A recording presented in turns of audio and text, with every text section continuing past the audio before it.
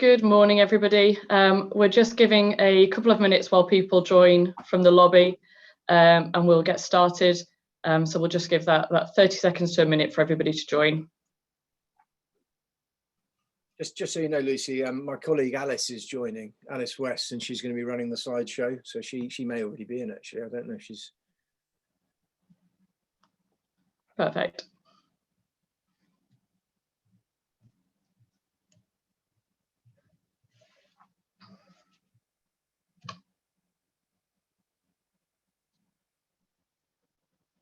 So the numbers of participants joining us has started to plateau. So I imagine that means that most people have made their way in from the lobby. So firstly, I just wanted to say a huge welcome and good morning. Thank you for joining us for our first ever Wakefield Ambassador event.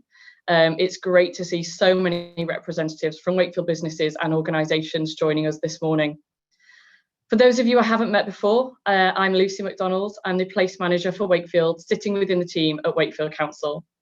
It's my role to work with our Place Board to deliver an effective place plan for Wakefield, which helps us realise our ambition to make Wakefield a district where people thrive, businesses succeed, and visitors are welcome. Today's event is being recorded and it will be distributed following the event shortly. So to begin, we know that places aren't changed by slogans or empty gestures, and this ambassador programme, like the wider activity, is about bringing like-minded people together with a joint vision to initiate cultural change and to greatly improve our social, economic and environmental prospects as a district here in Wakefield. So to start us off, I'd like to introduce Councillor Darren Byford. Good morning, everyone. Firstly, I'd just like to say a huge welcome and thank you for joining us at this first ever Wakefield Ambassador Programme event. I'm Councillor Darren Byford and I'm the portfolio holder for economic growth. But I'm also a proud resident of Wakefield District. In fact, I grew up here. And I truly believe there is so much untapped potential within our district that will, in future, allow Wakefield to thrive and thrive very well. We're fortunate to already have many individuals and companies who are great ambassadors for the Wakefield District. And that's why we are all here today. We're here because we are passionate about the Wakefield District. We want to promote the place, we want to speak up for the district, and we want to be part of taking this area, our district forward. And what we need to do is make sure that Wakefield District is heard, and heard loudly amongst the noises of the places nationally and internationally, especially now as we look beyond the COVID pandemic and we begin to rebuild our sustainable economy. Growing a prosperous district and attracting more and better jobs for Wakefield residents is essential to our place activity. And by working collaboratively, we will make Wakefield District a destination of choice for companies, investors and visitors alike. The Wakefield Ambassador Programme gives you, our ambassadors on the ground, the opportunity to learn about the developments of our place and all the exciting news to share with your networks, but also to build relationships that will benefit your business and our district. Hopefully, one day in the not too distant future, these events will be in person. Now, there could be a novelty. And we will build on those connections that will help businesses grow and our people succeed. So what does being a Wakefield Ambassador really mean? Well, it means that you will bang the drum. You will bang the drum for Wakefield. You will share what you hear today and in the future sessions with your networks. You'll celebrate the district and you will become a voice for the place that we all know and love. I could spend all day listing the things that what makes Wakefield District great and inspire me. For example, did you know that we are the only place outside of London to have had 2 Art Fund Museums of the Year? Did you know that it's estimated that there is 350,000 people that call Wakefield District home?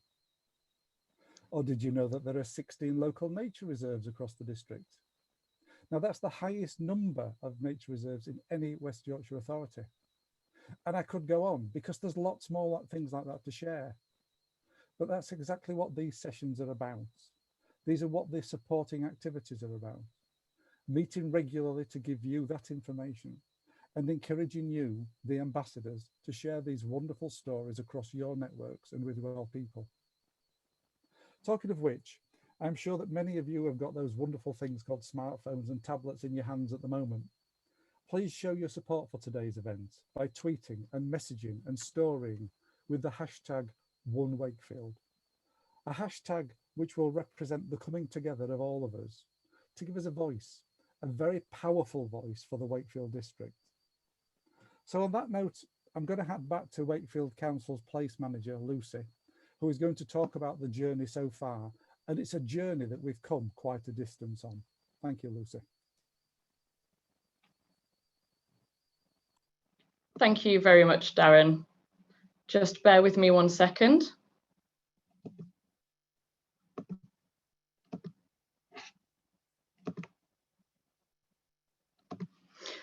Thank you, Darren. So I wanted to take this opportunity to give you a bit more of a background on the place work and where it all began. We've already been on a very exciting journey, as Darren has touched on, and now it's time to share that journey with you. It's been a journey which all those involved truly believe is just the start of making Wakefield a destination of choice and enabling even more passion and us to become more proud of the extraordinary place many of us call home or somewhere to work.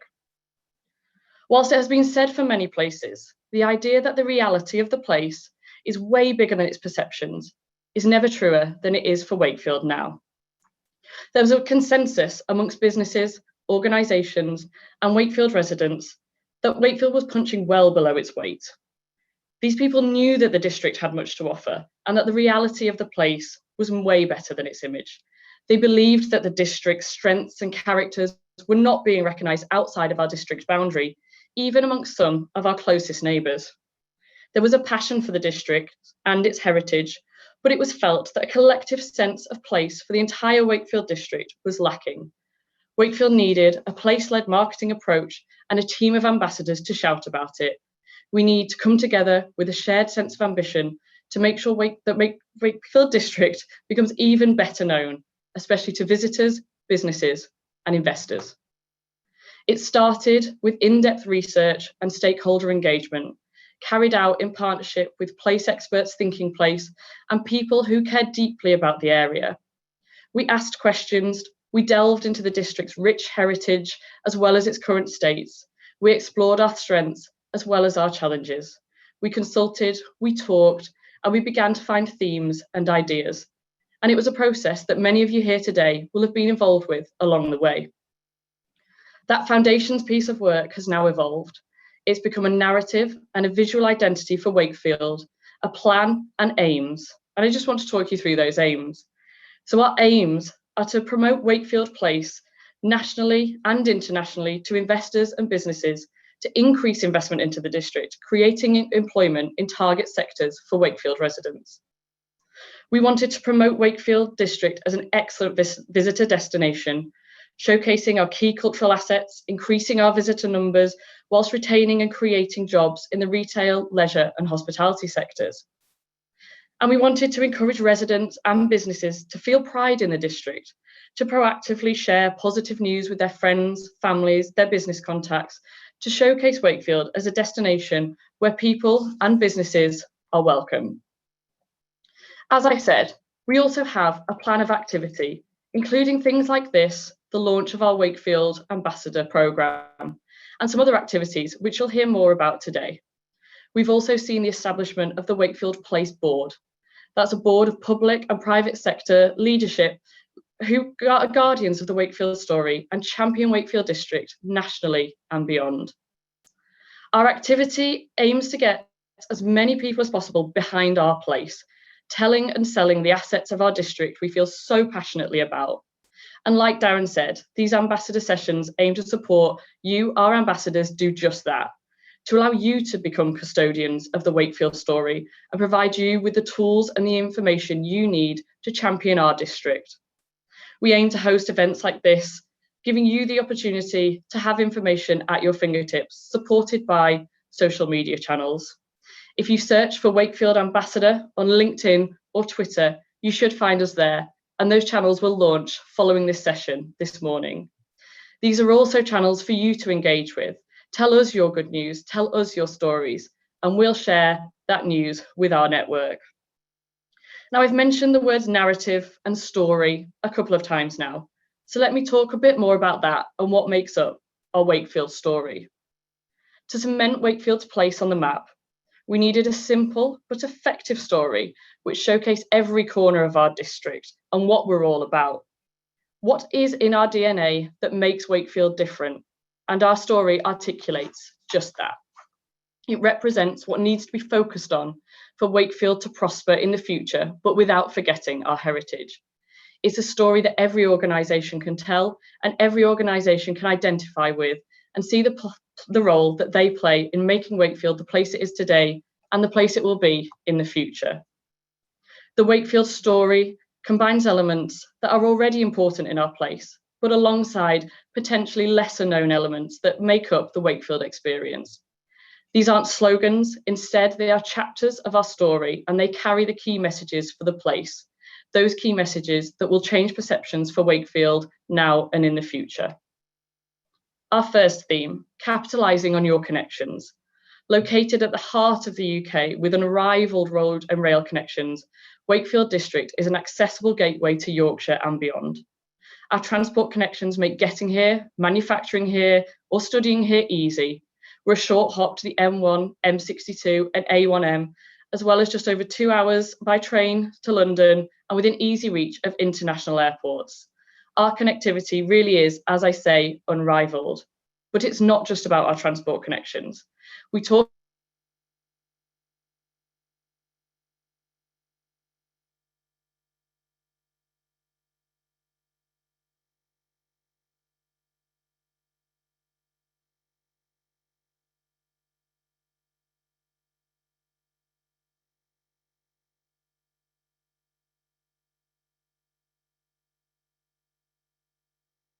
universities, celebrate our city status and learn from others to ensure we keep growing and we keep prospering along with our connections.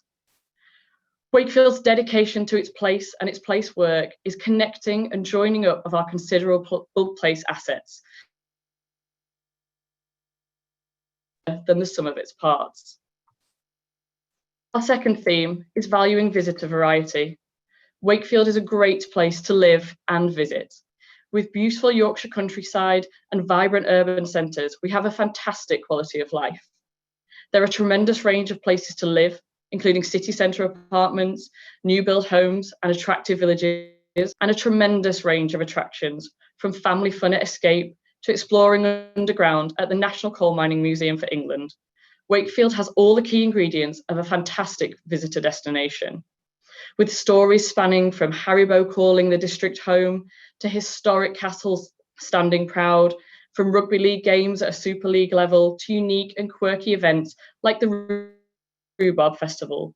You'd never be bored with Wakefield and what the district has to offer, whether you are here for a day, a week, or forever. And this is a theme you'll hear more about later on in the presentation when you hear from Sam Scarpa. Our third theme is European City of Sculpture, an aspirational goal from the place. Wakefield has an internationally regarded sculptural and creative pedigree, unmatched anywhere in Europe, being the birthplace to both Dame Barbara Hepworth and Henry Moore.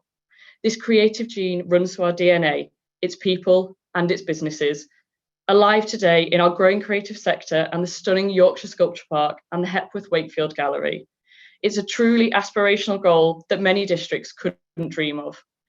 Through this creative gene and maximising opportunities from the district's heritage in mining, sculpture and beyond, Wakefield is focused on inspiring the next generation, building on our cultural backdrop and using this creative spark to provide new opportunities for businesses and residents across the Wakefield district. We intend to grow a new generation of Wakefield heroes who will follow in the footsteps of Moore and Hepworth. And the big idea, dare to be different. This ties all those themes together. Wakefield has always thrived on its independent, creative and quirky streak, and this will continue to define us. Wakefield will be a collaborative and purposeful city and district. We're a city of curiosity, culture and creativity, and we do things the Wakefield way.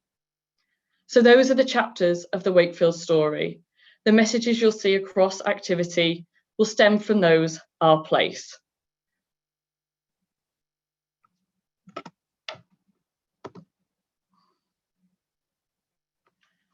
Through those slides, you will have seen the Wakefield Place brand. This is a visual identity for Wakefield, something to put Wakefield on the map. It's a brand which reflects our story and is a driver for future communications. This isn't a council brand, but it is a brand for Wakefield District, one that hopefully you'll have already started to see and you'll continue to see more of.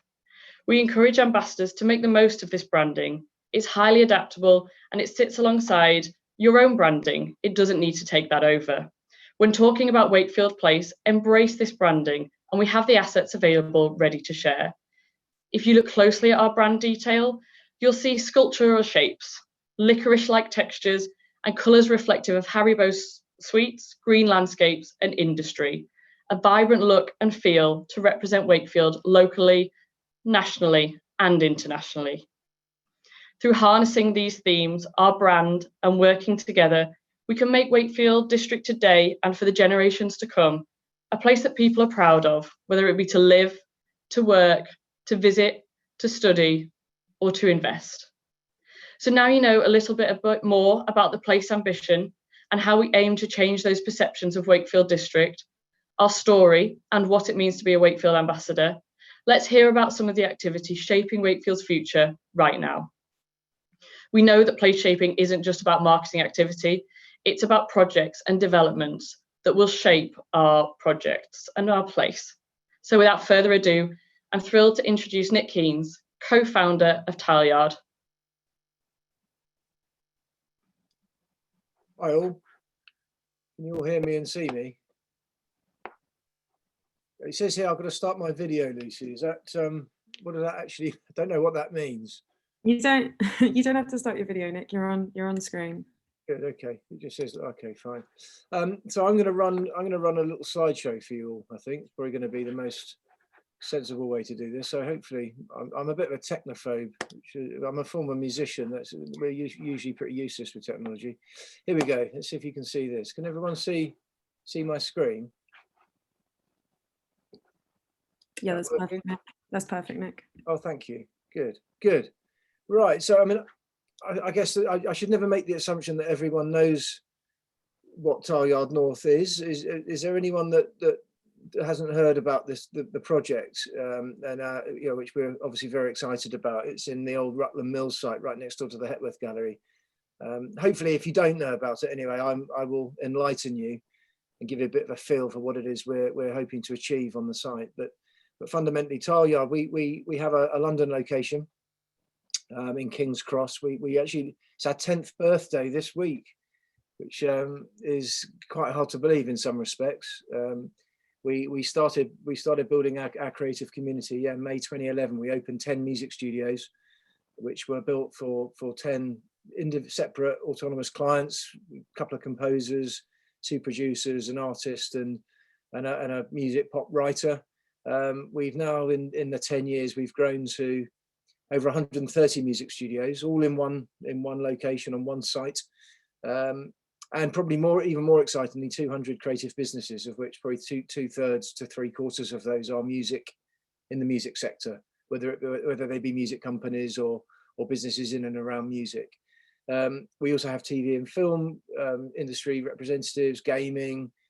We have a really exciting emerging beer brand, so we make beer on site. We have an education business, so we've basically created what we hope is a successful and thriving creative community. And it became quite clear a few years ago that the world is a big place. The UK is a big place. Why should we only have one, and it should only be restricted to those in and around London?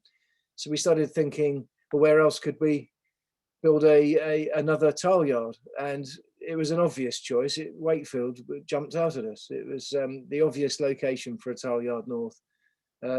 I slightly joke. It was one of those serendipitous moments where Paul, who owns Tileyard, who's my business partner, was invited to an exhibition at the Hepworth Gallery. Came up on the train one Sunday morning, had this fantastic experience in the Hepworth, and whilst peering out the window, saw these amazing old, slightly dilapidated mill buildings. And to cut a very long story short, he ended up buying them. My job is going to be to hopefully fill them with interesting people and businesses and create the community. What I'll do, I'll start with sort of going through the slides. This opening slide is basically a CGI of what we think and hope the site might look like once it's open. We're scheduled to open phase 1 in January. And the idea is that we want to populate the site with creative people. And we've got this amazing courtyard area that could be the perfect space for events and pop-up food markets, beer festivals, gigs, art exhibitions. Yeah, you name it. We're sort of dreaming about it, and hopefully this is going to become a very significant destination and location that we hope and feel and believe will really complement what the Hepworth is already offering. Right, let's go on to slide 2. Let's have a look. Right, so I don't know if any of you are aware of this site. It's this stunning old textiles mill that you can see from these pictures. It has been in desperate need of some love and an investment. I think it's probably testament to the fact that it's been sat in this state for the best part of 30 years now, I believe. And they are stunning buildings and wonderful buildings, but they're not the easiest buildings to restore and to renovate.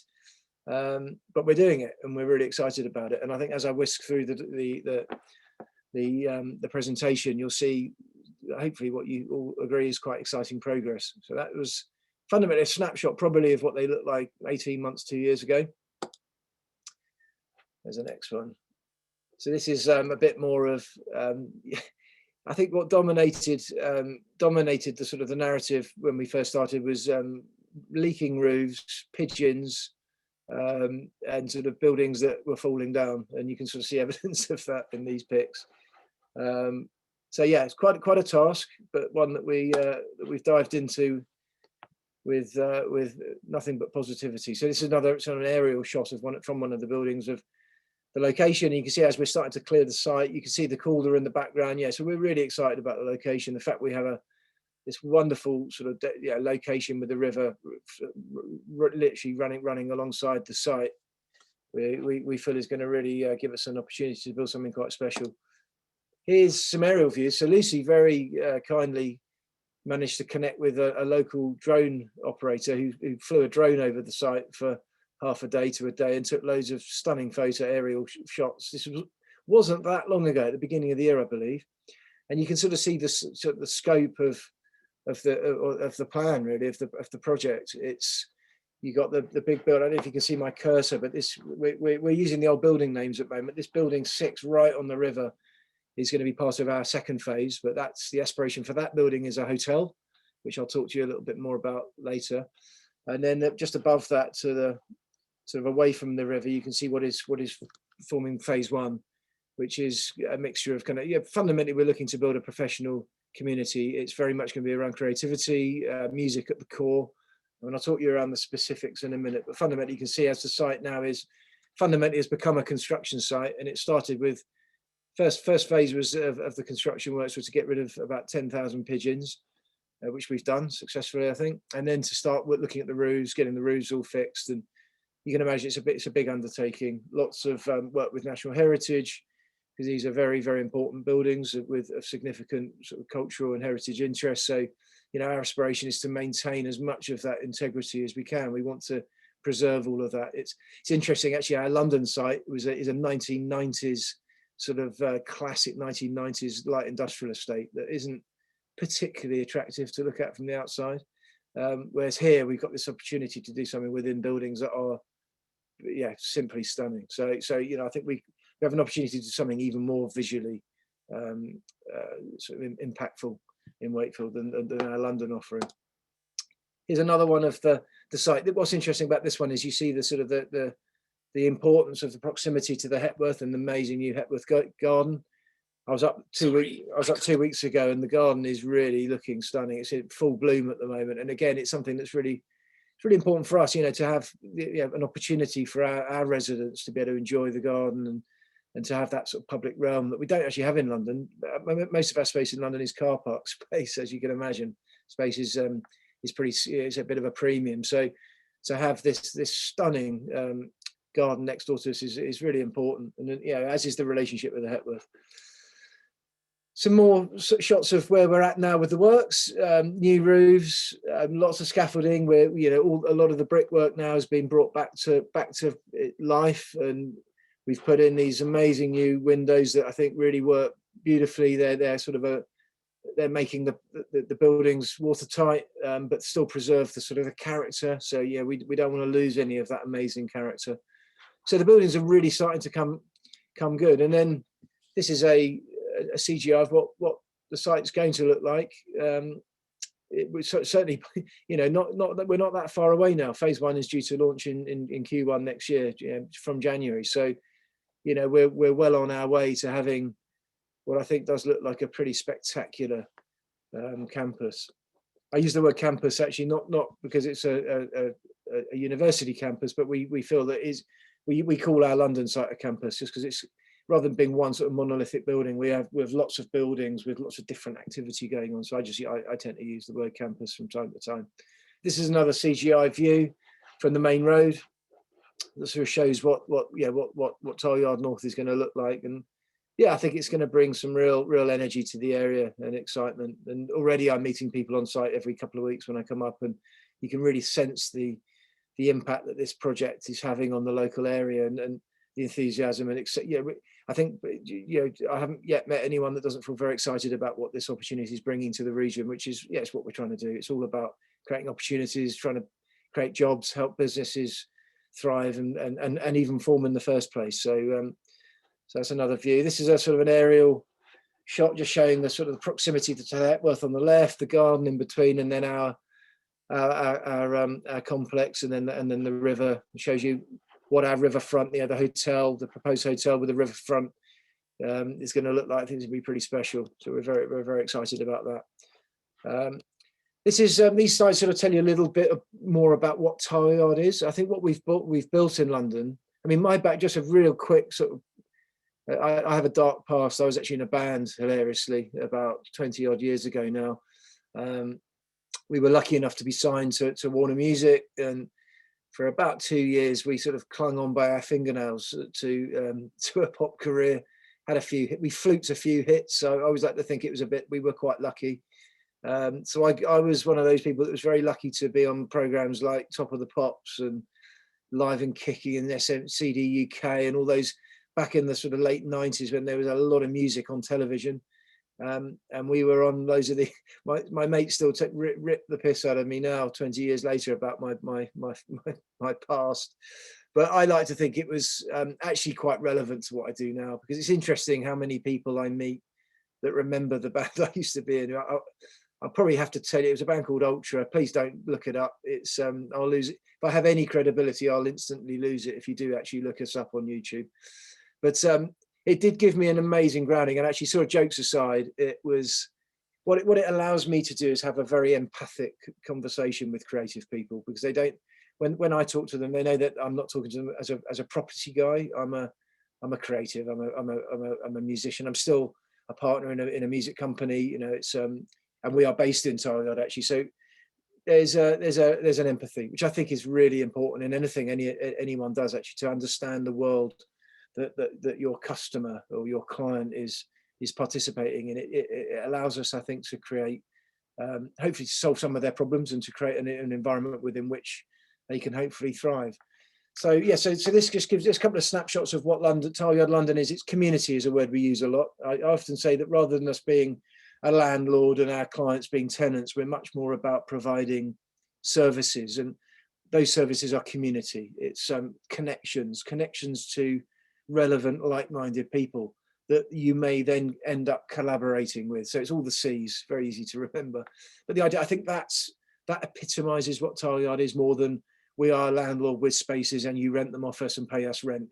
That's part of it, and it's the core of what we do, I suppose. But I like to think that one of the things I often say to people that I'm talking to about coming into Tileyard, if we can't provide you with something with value beyond the space, and if you don't bring to us value beyond the rent check, then we're probably not right for each other. The idea is that hopefully we can provide you with a lot more benefit than just the space, and likewise you'll bring a lot more to us than just just your rent, the rent that you pay. So it's those, so my obsession, I suppose, is when I talk to people, it's who are you, what do you do, what kind of a journey are you on, what sort of things potentially could I provide you that would help you on that journey. And it all sounds a little bit cheesy and cliche, but it is very much what we do. And I think it's what makes us slightly different to a lot of the other sort of space providers in the market. And hopefully it's going to be, certainly it's going to be at the centre of what we do in Wakefield, and hopefully it will allow us to build an equally exciting and successful community. And that community is very much a business community, but the business of creatives. Next slide. Yeah, so music studios. I've mentioned this a few times. We have over 130 music studios at Tileyard London now. We will phase one in Wakefield on the Wakefield Tileyard London site is going to. I've just signed off on a scheme. One of our key buildings is going to have 25 music studios in it. We feel that they are very much at the core of what our brand represents. And these music studios are. I mean, you can see this picture of Tom was one of my first clients. This guy sitting at his desk here. It's not a massive studio. It's 15 square meters. Tom makes really important records in that studio. He also does music for TV and film. He does a lot of library music as well. But fundamentally, he is I don't know if any of you have heard of Paul Epworth. Paul Epworth produces all of Adele's music. Tom is often sort of described as the next Paul Epworth. I firmly believe that. When I met Tom as an early 20-year-old, it was very clear to me that he's a massively talented guy, and I was really keen to have him come into our community. He's one of our first clients, as I said. He was part of phase one in 2011. He's still very much with us, and I hope he'll be with us for many years to come.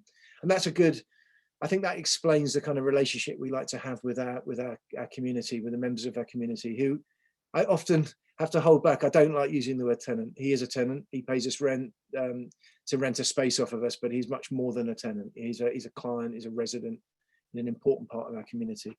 And then the studio on the right, it's interesting, I focus on Tom, but the one on the right, you might well have heard of the music that's come out of that. That was Mark Ronson's studio. We built that for Mark Ronson in 2014. One of the first tracks he recorded wrote and recorded in there was Uptown Funk. So that's one of the biggest hits we've had out of Tileyard. And again, it does feel like it was very much a hit for Tileyard. It was a hit for Mark Ronson and a big hit for Bruno Mars, but it was also a hit for Tileyard and very much put Mark and his space on the map. He's done many really incredible recordings in there since. He's now in LA. We lost Mark, so we couldn't compete with the weather, unfortunately. So he did actually end up moving to LA. He ended up keeping the studio for a year or so after that, but he was with us for 7 years. We've now got a business called Platoon in that studio who are making increasingly important and exciting music in that space. But it was built for Mark and built with Mark. So it's I think, an important space for us. Workspace, do I use the word office space? It doesn't feel to me that any of our residents within the workspace, I mean, a good 75-80% of the Tileyard real estate, and bearing in mind we're about 150,000 square feet, so 80% of that is workspace, office space, if you like, but they're not traditional offices. These are creative companies, whether they're record companies or gaming companies, guys that are running. We've got an interesting client that does voiceover work for the gaming industry. They record actors doing voiceover all day, every day. They have their space has 5 production studios, but also a large workspace. So they have the whole team in their workspace. But so we have a lot of workspace, but they are creative, really interesting, exciting creative companies. We don't have sort of vanilla non-creative businesses within Tileyard. That's just not what we do. We do have lawyers actually, but they're music lawyers, which is interesting. So they are a very relevant sort of component, business service, if you like, to our community. And actually, funny enough, they seem to represent a great number of our community. If anyone asks me, you have any good lawyers, I just point them to first floor of Unit 5 and Sound Advice of the company, and they look after anyone from Cat Stevens through to Chaser Status to Zane Lowe, and a number of Tileyard residents. What's the next slide? Education, really important to us. We run our own education business. We're very boutique. We're postgraduate rather than sort of early on. We want to sort of give opportunities to those that have made a conscious decision to build a career or a business in the creative sectors. We're very music centric with the education that we provide. But fundamentally, these are guys that are, a lot of our students actually already in the business and just want to spend a year honing their skills, learning from those. Another key point with this is 90% of our courses are, of the content that's taught is taught by people based within our community. So these guys are sort of, are they teachers? Well, they're knowledge sharers, if you like. They are working professionals that share their knowledge and experience and intel with our students to help our students gain qualifications. We run MA courses, so masters, fully accredited.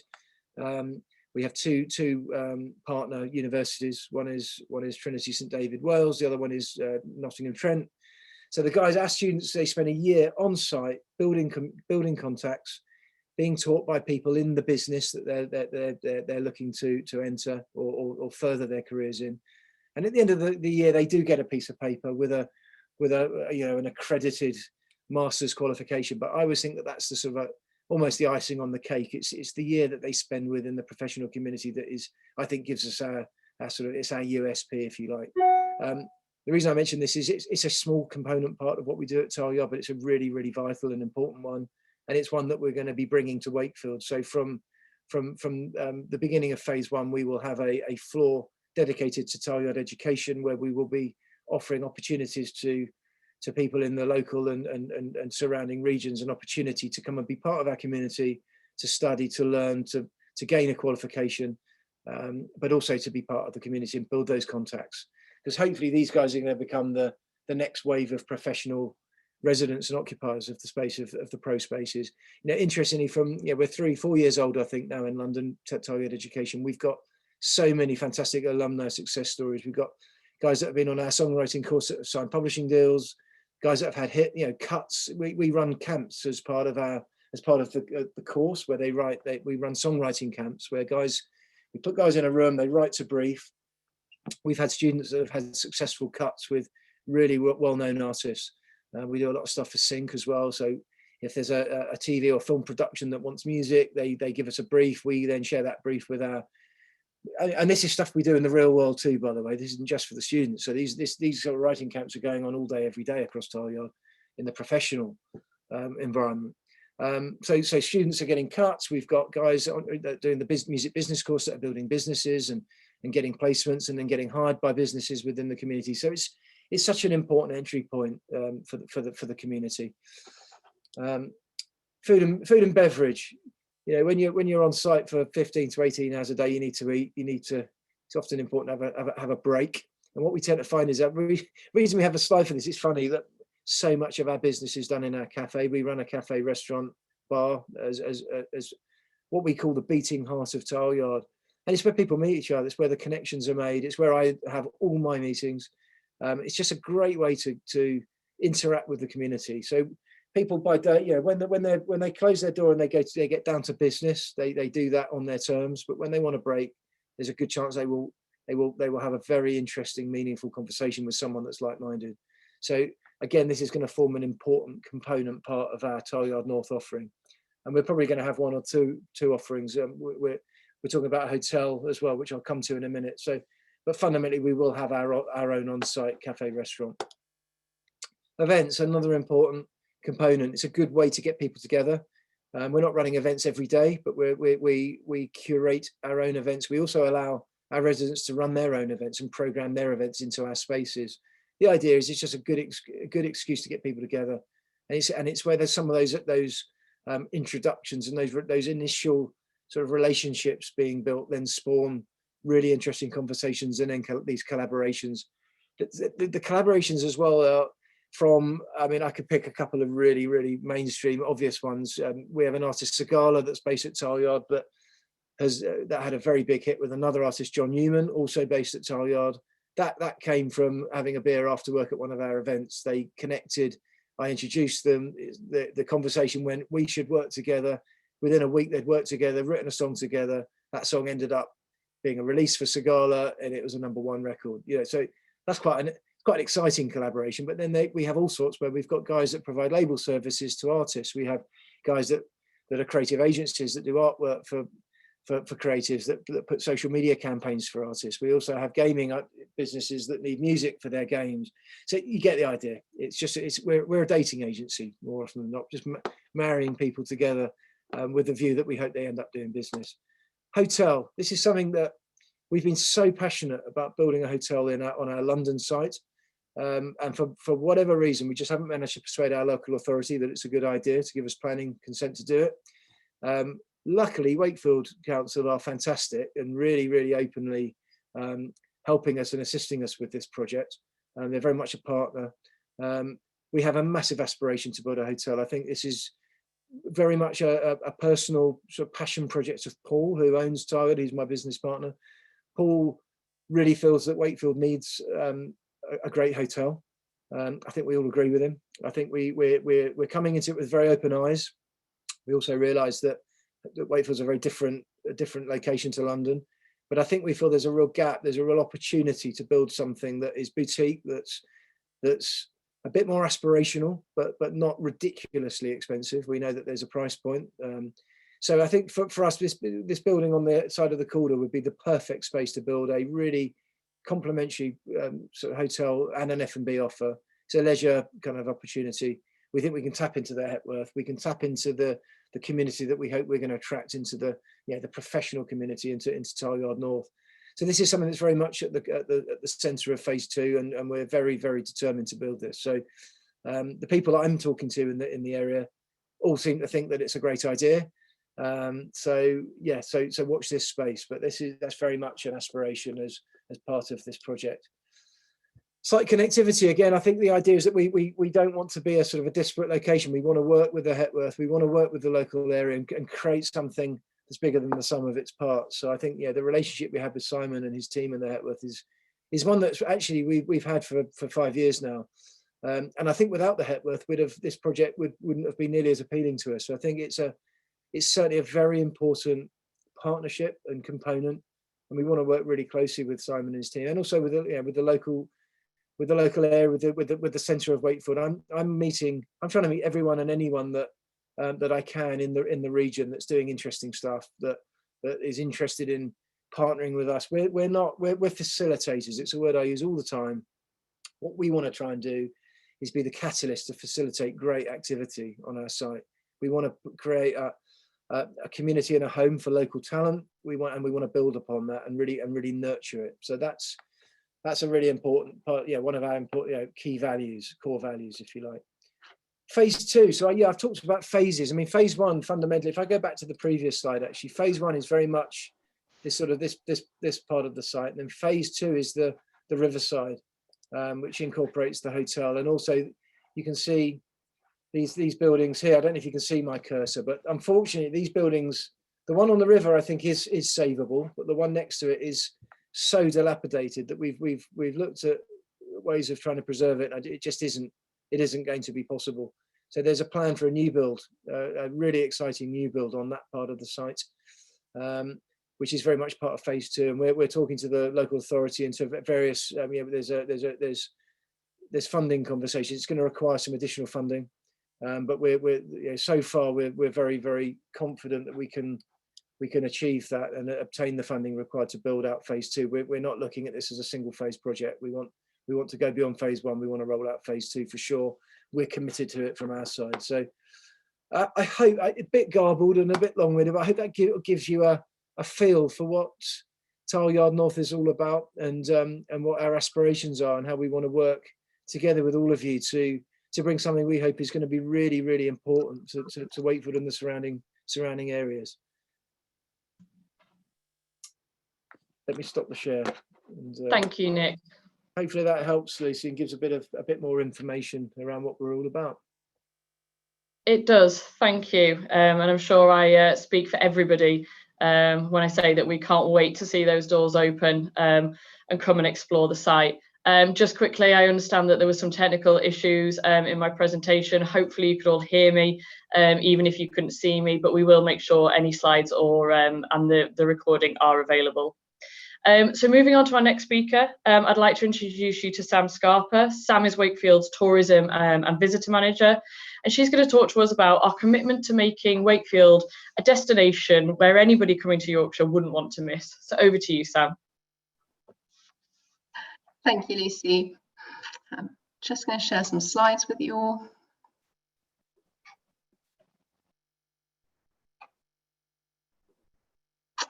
Great. Good morning, everyone. My name is Sam Scarpa, and I am the Tourism and Visitor Manager for Wakefield Council. Today, I'd like to share some of the work that the tourism team have been working on for the past few months, mainly to deliver a recovery plan for the tourism sector, who's been so badly hit by the pandemic. But mostly, I'd like to share some exciting developments that we hope will make Wakefield a better place, not only for visitors, but especially for residents. And in the context of this ambassador programme, my real aim today is to give you a whole host of information about where you can find exciting information about Wakefield that you can then share with your networks and beyond that. So firstly, what is it that we actually do? Well, we're strongly committed to establishing Wakefield as a visitor destination. We have a district that has so many incredible assets, and Darren earlier actually stole my thunder. I was going to tell you that we were the only place outside of London with 2 Art Fund Museum of the Year awards, but now you've heard it twice, so you won't forget it. And besides these cultural institutions of national importance, the sector also supports over 10% of enterprises in Wakefield. That's over 1,000 businesses within the tourism sector. And they've actually brought in over £500 million to the local economy in 2019. So it's my team's job to help make sure that we can come back to that and go well beyond that in the future. So as well as working with partners to capitalise on the district's incredible cultural USP, we're also here to celebrate the independents that make up the entire tourism value chain. When we talk tourism, we're also talking accommodation, bars, restaurants, transport, and of course, retail. And by rebuilding the visitor economy and encouraging residents to engage with our great offer, we'll maintain jobs, we'll hopefully create new ones, but mainly will enable the communities that we serve to make the most of the assets on our doorstep.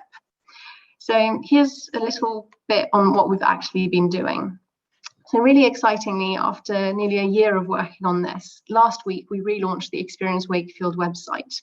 And that's the tourism website for the district, and it promotes ideas of what to see, where to stay, where to eat, and it also has a handy what's on guide so that you won't ever miss any of the events, exhibitions or concerts that are coming up. The website is very much aimed at both visitors from outside the district who are planning a trip to Wakefield, for example, or visiting family and friends, but it's also there for people like you, residents, who want inspiration for what to do. After a whole year of being at home, we've all forgotten a little bit, about the things we can do. So we want to encourage you to rediscover these. So many of our attractions in the district are free, especially for residents. And this year is really a perfect time to rediscover activities on your doorstep. So I really encourage you to have a look at the website. As part of the relaunch, our ambition was really to showcase the entire district and not only our cultural offer. So we worked really hard and brought on 81 new businesses on our business listings, and including 60 of those were food and drink venues. So if you're looking for inspiration for where to go for your next meal out, there's really no excuse anymore. Another really exciting feature of the new website is the guide section. We've basically commissioned residents and people who love Wakefield to tell us about what the district has to offer. The result is over 30 guides as it stands on subjects ranging from art and heritage or more different things like places to go for a walk if you have a buggy. These guides are going to be constantly updated, and we're always looking for new digital editors, which is what we call the people who write these guides. So as ambassadors, if you have a nice story to tell, if it's an event that you want to review, or even a monthly feature, we're always looking for new digital editors. So please do get in touch. Continuing down the kind of inspiration theme, another thing that we've done is that we've recently commissioned a new district map, which was designed by a great local company. And as you can see, it very much showcases what the district has to offer and kind of gives you an idea of what an itinerary across the district could look like. This week, we're using these maps to install new visitor information signs across the city centre. So these will be shortly available for you to see in Wakefield, and we're also working on getting them installed throughout the district later this year. Another thing that my team has been working on, I hope you all remember last year we published the first edition of a magazine called Doorstep Discoveries, and that was a bit of a weird moment in time. We were all during lockdown, and this was delivered to all people in the Wakefield district. It was so well received that we've decided that it's going to be published from now on 3 times a year. It won't be distributed to people's homes, but there will be hubs available, and I'll show you where soon. The next edition that you're getting a preview of right now will be distributed in just a couple of weeks in June. As you can see, it's been place branded, and each edition is designed by a different artist. Ideally, we look for people within the district, like Shauna Doonan for this one. Each edition will focus on a different theme. This one will be on the environment and sustainability.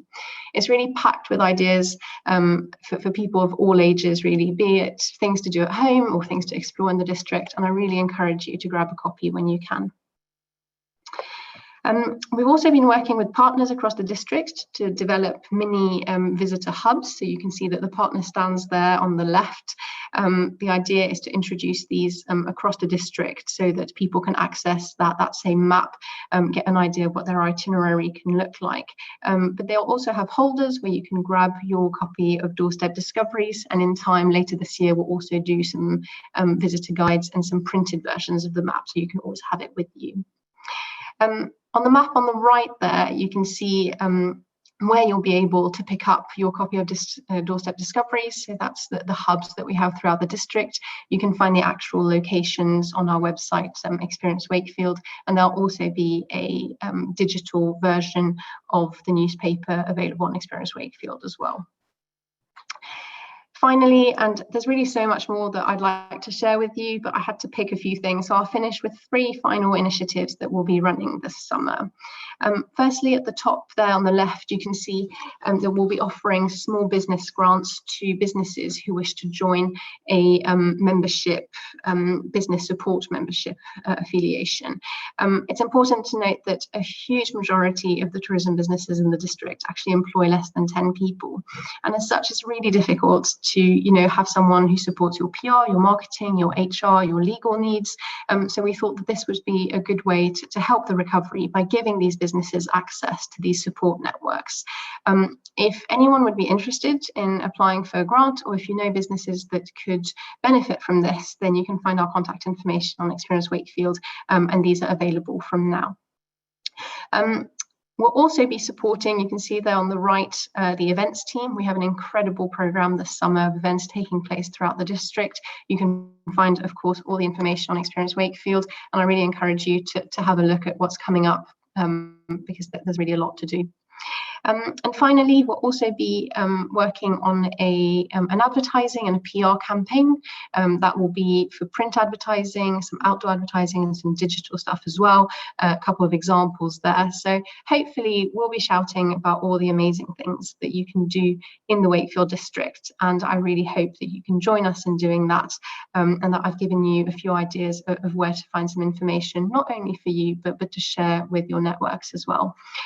If you ever want to have a chat about tourism or want to get involved in any of our initiatives, our contact information is on the website, and I really encourage you to have a look because the team has worked really hard. Thank you so much. Over to you, Lucy. Thanks, Sam. It's great to see and hear that tourism in Wakefield is in such good hands.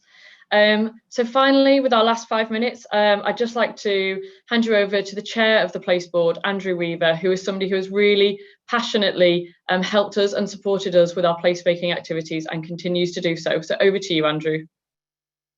Thanks, Lucy, and good morning, everyone. I'd like to thank you all for giving up your valuable time today and attending.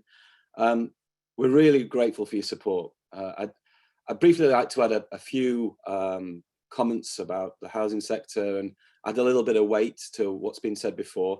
But just what fantastic presentations. And, when you look at how important Tyler Yard North's going to be, building on the Hepworth as a catalyst for change, It's outstanding, and I know we've run over, but when we talk about people and passion, we've seen that in abundance today.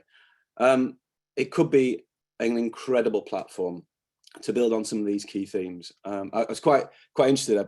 I penned a note about, you know, a hit for Mark Ronson was a hit for Talliard. Can you imagine if a hit for a young person yet to pen his first song is a hit for Talliard North, but a hit for Wakefield?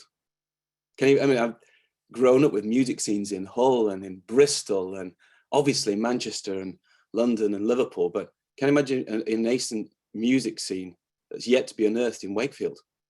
Well, that's what the UK does well. It does music, it does comedy, it's got zest and passion, it's got cultural difference in every street corner. Can you imagine if we created our music scene? What a catalyst that might be. So we've run over, but I kind of think on a dreary Wednesday morning, let's have a bit of passion. So thanks too for Sam. I mean, the Experience Wakefield website is not just a website. Websites are no longer just websites, are they? They're going to be intrinsic to connecting events and people together. And I love the digital editors.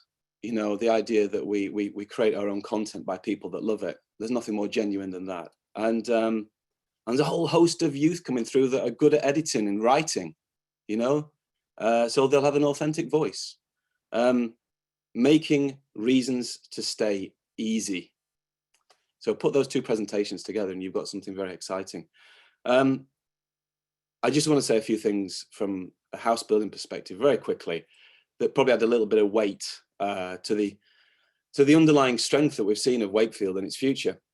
You know, as a house builder, you have choices. You have choices where you build, what you build, and for whom you build.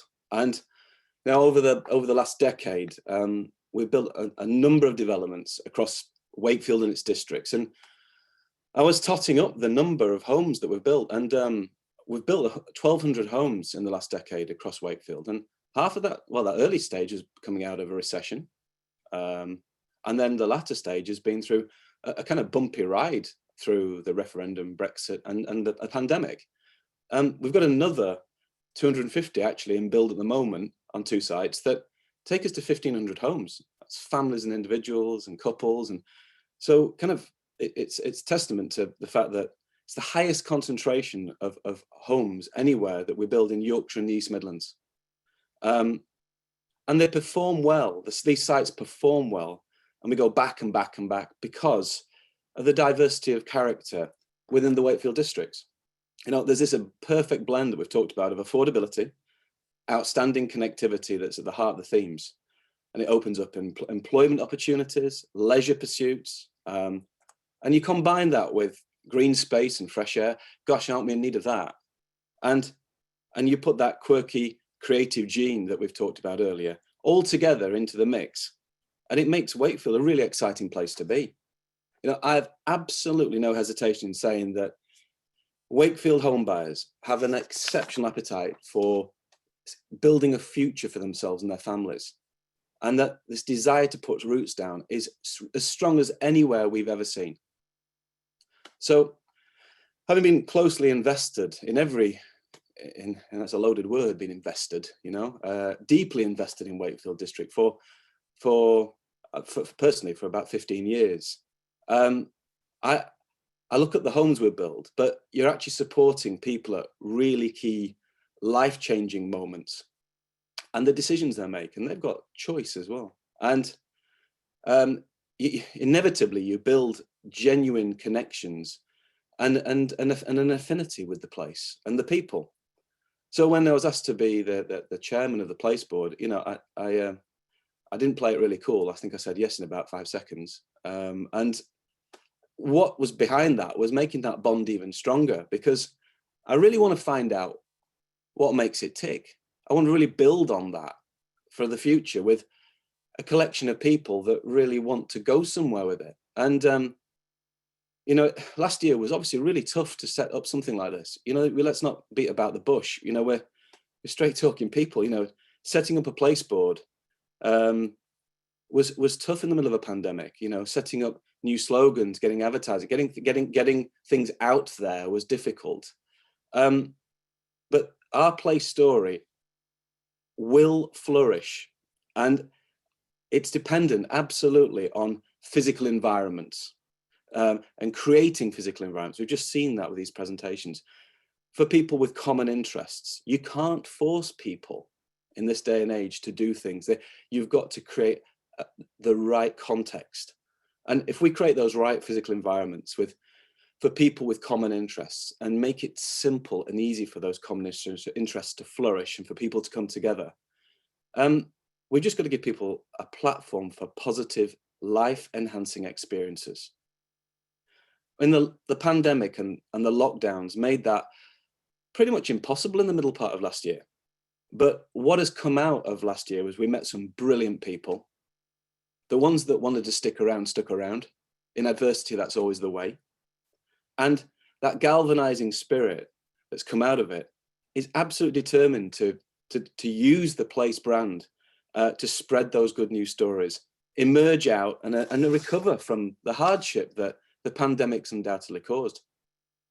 And it's made us reevaluate our lives. So much we've taken for granted has been denied us. Access to loved ones, how and where we work-life balance, mental health and well-being, all common themes for ourselves that we're asking questions about. But one thing it's done that's so central to this place work and initiative is that we've never been more obviously and acutely aware of the reliance that we have on each other. Nothing falls into our lap. We've got to work at it. And what it's done is it sort of served to re-emphasize the importance of face-to-face contact and how important from that face-to-face contact you build then on face-to-face contact with your neighbor, with your communities. And hasn't communities just suddenly reinvigorated themselves through the pandemic because everyone's realized how precious they are? And from that precious spirit, what comes? A real sense of pride and belonging. So you might say, in many ways, the pandemic and the launch was so badly timed. I actually think it's been a shot in the arm for people to actually realize what opportunities are out there to reinvigorate community and belonging. In short, there's never been a greater need or opportunity to get closer and to work together. The Ambassador Programme lies right at the heart of this place work. And the stories, there's a couple that we've heard today, and your stories, this is your opportunity. Will be told regularly, not collected up and scratching around before presentation days. It's got to be as they arise from organizations big and small, from every sector. And that's going to be fundamental to its success. It's not a marketing slogan-based approach. It's got to be unearthed from within. There's no doubt about it, and we're seeing it, that there's emerging out of the last year has been a greater sense of shared purpose. And Yorkshire does, and Wakefield does shared purpose really well. When the chips are down, we galvanize ourselves well. And an understanding, I think people are really warming up to the idea that acting in isolation or thinking that your business sector or your troubles are siloed, it's no longer enough. We'll only get where we want to go if we work together. So whilst the Ambassador Programme will look at people and businesses that have been instrumental in creating the story thus far, in other words, building on the history, that's important. But I think probably more important is attracting the like-minded people that are going to, from the district, that are going to be keen to explore, not with the answers, but just explore and seize this really powerful moment and work together collaboratively to shape its future. I know we've run over. I know Lucy will be looking at me saying, let's get back to it. But thanks ever so much for attending today. We genuinely appreciate it. And we look forward and hopefully see you again very soon.